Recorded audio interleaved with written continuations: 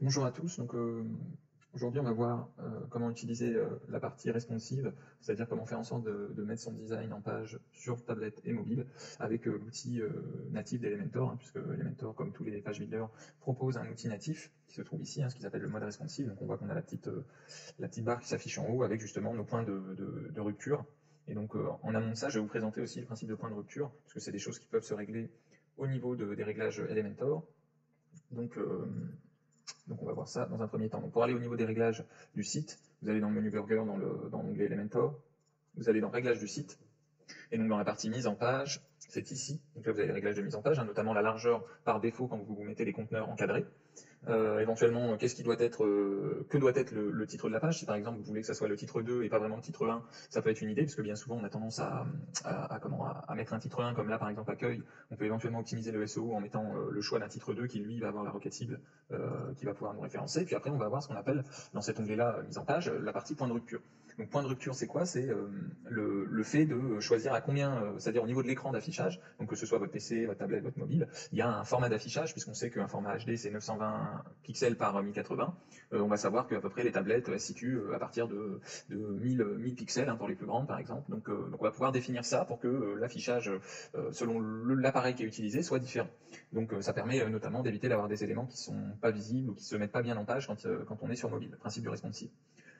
Donc au niveau de l'outil Elementor, vous avez donc par défaut les trois niveaux de responsive, ce qui est en général utilisé. Après, si vraiment on veut rentrer dans un design plus responsive, on a jusqu'à 7 niveaux de responsive, à savoir un écran très large, notamment de la 4K par exemple, un écran portable, puisqu'on sait que les PC portables en général ils font pas forcément 1920 par 1080, ce qui fait qu'on va avoir tendance à avoir un effet un peu zoomé.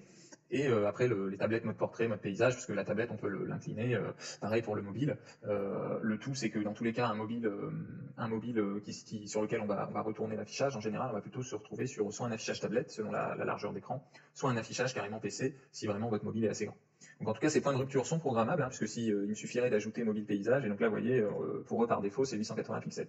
Donc voilà pour la partie point de rupture qui éventuellement nous guide pour faire notre création en responsive. Donc une fois qu'on a déterminé quels éléments, quel nombre d'optimisation responsive on veut faire au niveau des points de rupture, on peut maintenant passer donc au travail du design de façon à ce qu'il soit le plus responsive possible.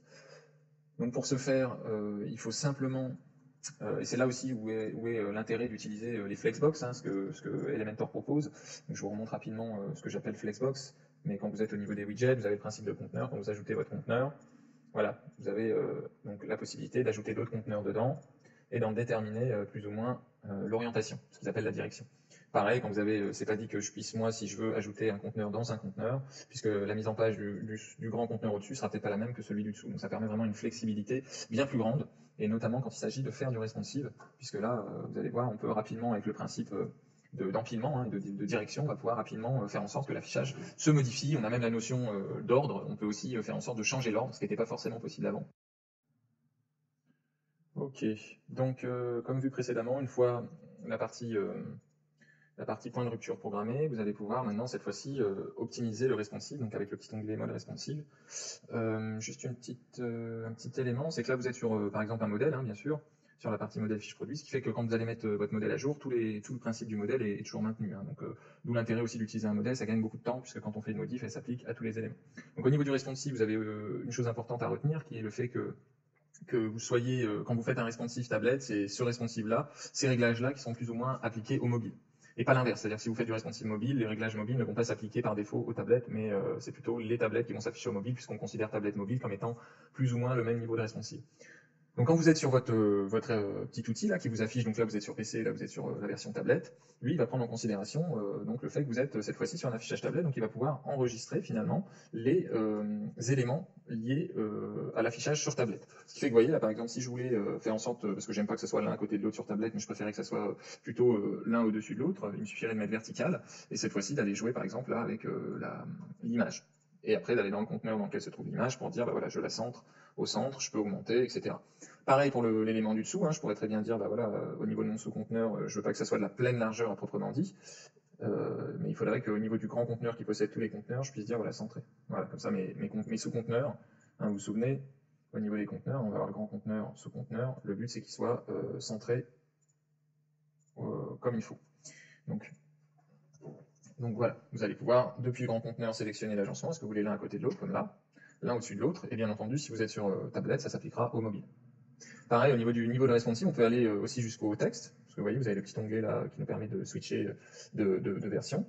Et donc vous allez pouvoir dire, bah voilà, ce texte-là, sur mobile, je le veux quand même plus petit. Parce que le but, c'est que ça soit responsive, que ça prenne pas trop de place, puisque sur PC, naturellement, on a plus de place. Pareil, là, si vous voulez, on va pouvoir centrer au centre, et lui dire, finalement, je veux que tout mon contenu, quand je vais dans mon grand conteneur, il soit centré au centre. Voilà, ça ne veut pas dire, comme vous voyez, hein, il y a le petit onglet tablette, ce qu'on fait là, c'est valable que pour les tablettes, et éventuellement, ça sera repris par le réglage mobile, puisqu'on considère que c'est sur la base du responsive tablette qu'il faut mettre en page. Hop, donc pareil, hein, vous allez pouvoir faire même jusqu'à la largeur du texte. Par exemple, là, on a tout centré, donc bien sûr, au niveau de l'alignement, que ce soit mobile, tablette, on peut le changer, et on peut aller aussi jusqu'à changer la largeur du widget en lui-même, puisqu'on a l'onglet avancé là qui nous permet sur mobile, tablette, de pouvoir faire un affichage, soit en pixels, ou alors comme d'habitude en pourcentage. Vous pouvez très bien dire, moi je veux qu'il fasse 50% de la largeur totale du bloc dans lequel il se situe. Vous voyez là, si je mets 50%, il sera centré, mais il représentera que, par exemple, 60% de l'ensemble de la largeur de ce conteneur-là. Donc l'avantage des conteneurs Flexbox, c'est que finalement, ils nous permettent de faire du responsive très rapidement via le système de direction. Vous avez aussi un autre principe, par exemple là, vous allez avoir une liste d'icônes, et vous voyez que sur la liste d'icônes, par exemple, on ne peut pas mettre en page différemment. La mise en page sera toujours considérée comme immuable au niveau de si on la veut en liste ou en ligne. Cependant, on peut très bien dire, bah voilà, sur mobile, je trouve ça plus pertinent de l'avoir en liste plutôt qu'en ligne. Donc pour ce faire, on va aller dupliquer notre élément, et on va aller après potentiellement pouvoir dire, bah, celui du dessus, je le veux en ligne, et ce sera celui qui s'affiche que sur PC et tablette. Donc pour ce faire, vous allez dans l'onglet avancé responsive, et vous allez pouvoir dire, bah voilà, celui-là, là pour le coup, ça va être celui qu'on va masquer sur PC et qu'on va afficher sur mobile et tablette. On va sélectionner celui qui s'affiche en ligne, et cette fois-ci, dans l'onglet avancé responsive, on va cette fois-ci lui dire, bah voilà, moi je veux que tu t'affiches pas sur mobile ni tablette, mais que sur PC. Ce qui fait que là, si on ferme, hein, on peut voir, là si on est en tablette, il s'affiche bien en ligne, en ligne, en colonne, en liste, et là il s'affiche bien en ligne, et l'autre disparaît. Donc c'est le principe de masquage d'éléments selon l'appareil sur lequel se situe la personne, parce qu'il y a des éléments des fois qu'on va souhaiter masquer une fois qu'on est sur mobile, parce qu'ils n'ont pas leur pertinence, ils n'ont pas leur intérêt d'être affichés quand on est sur une version mobile.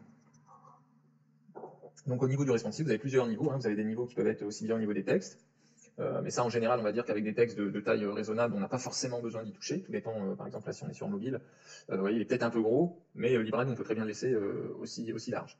Mais ce qui est important, c'est que voilà, par exemple, sur un élément comme ça qui ne va pas être responsive, on va aller travailler au niveau du widget, puisque plus ou moins les widgets proposent d'avoir des éléments qui puissent être traités différemment selon l'appareil. Vous voyez, souvent c'est le petit logo appareil. Donc là, si je me mets sur tablette, je vois qu'au niveau des colonnes, il me propose est-ce que j'en veux une, deux, trois. Donc on peut se dire que vu que c'est plus limité au niveau de largeur, on peut mettre que 2 colonnes.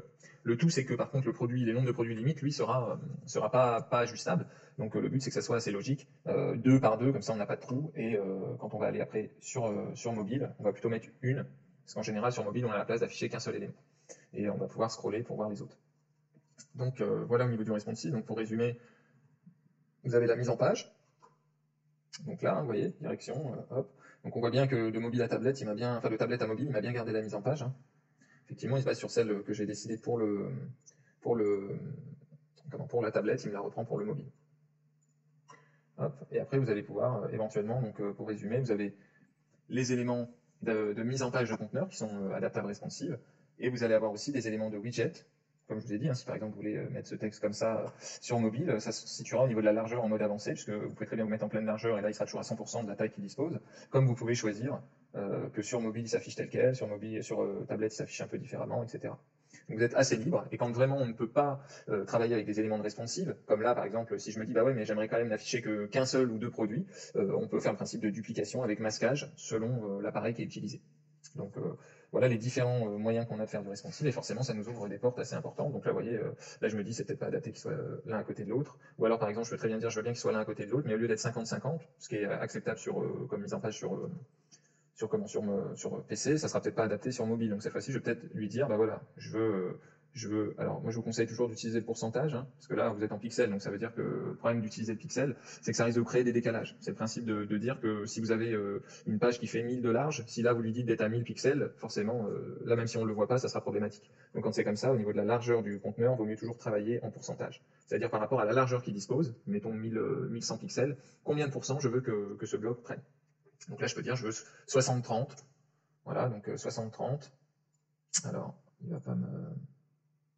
Ah, est-ce qu'on est en encadré? Tac.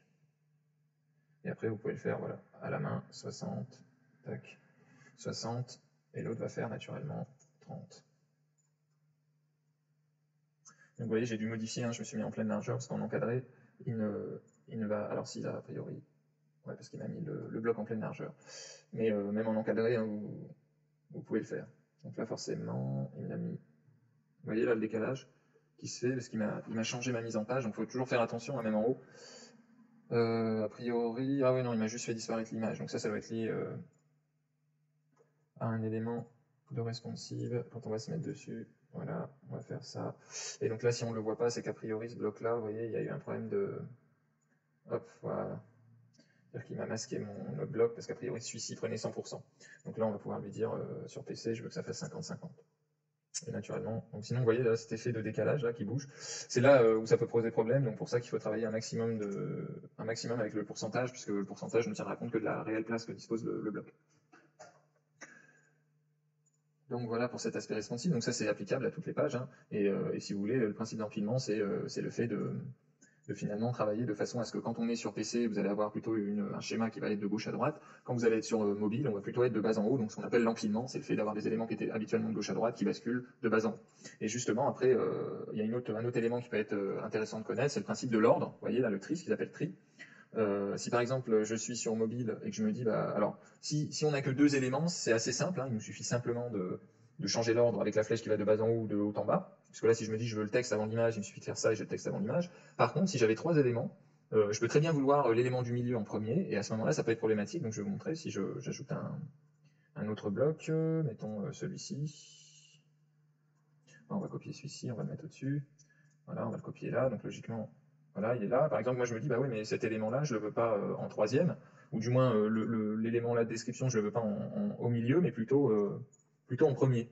Donc là, pour le coup, vous ne pourriez pas faire avec les flèches, parce que vous voyez, si éventuellement je fais des flèches, a priori, au niveau du grand bloc, hein, quand je vais faire la flèche vers le bas, qu'est-ce qu'il va faire? Bah, il va me mettre toujours celui-ci en premier, mais peut-être que je veux lui en premier. Donc quand c'est comme ça, on va pouvoir aller sélectionner le conteneur qui justement doit changer de place, et dans Avancer, on va lui dire, bah, tu vas plus bas, tu vas tout en bas. Ou alors, éventuellement, on va pouvoir lui dire, tu es troisième, c'est-à-dire ou deuxième, c'est-à-dire au milieu. Tu dois te comporter comme l'élément du milieu.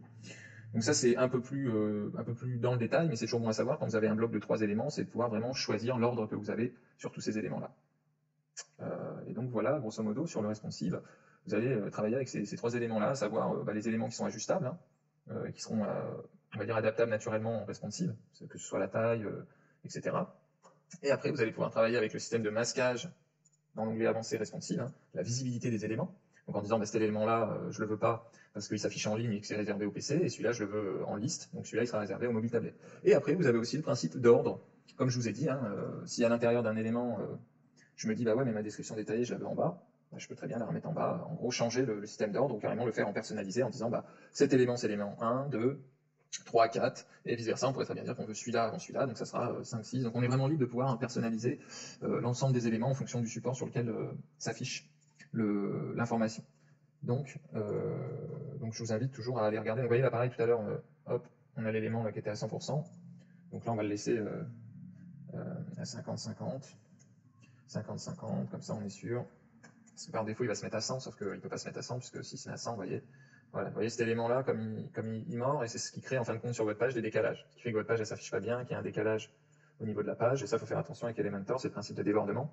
Donc si on veut vraiment pas se prendre la tête, mais ça, je le déconseille, c'est qu'on va aller sur notre grand conteneur, si on voit qu'on a des problèmes de débordement, on va dans options supplémentaires là sur le grand bloc, hein, dans la partie mise en page, et on peut très bien dire que les débordements, on les masque. Et là, pour le coup, vous voyez, on n'a plus du tout ce problème. Par contre, on ne voit plus du coup l'élément, donc on ne sait pas vraiment que c'est lui qui pose problème. Donc ça, c'est qu'en cas de recours, hein, si vraiment vous avez un élément qui persiste à vouloir dépasser sa mise en page, mais en général, ah oui, mais c'est parce que j'ai ajouté un troisième élément, donc là je vais l'enlever, voilà. Donc voilà pour cette partie responsive. Donc le but c'est que vous puissiez faire ça sur vos modèles que vous avez créés, et éventuellement le même principe, hein, mais cette fois-ci sur les pages unitaires. Donc sur les corps de page de votre page d'accueil, ou alors de la présentation de votre entreprise, de votre marque, etc. Mais tout c'est de bien comprendre c'est le niveau de responsive qu'il y a et comment on peut travailler en responsive avec l'outil Elementor. Que ce soit sur la programmation des points de rupture, jusqu'à les différentes méthodologies pour pouvoir adapter selon le support.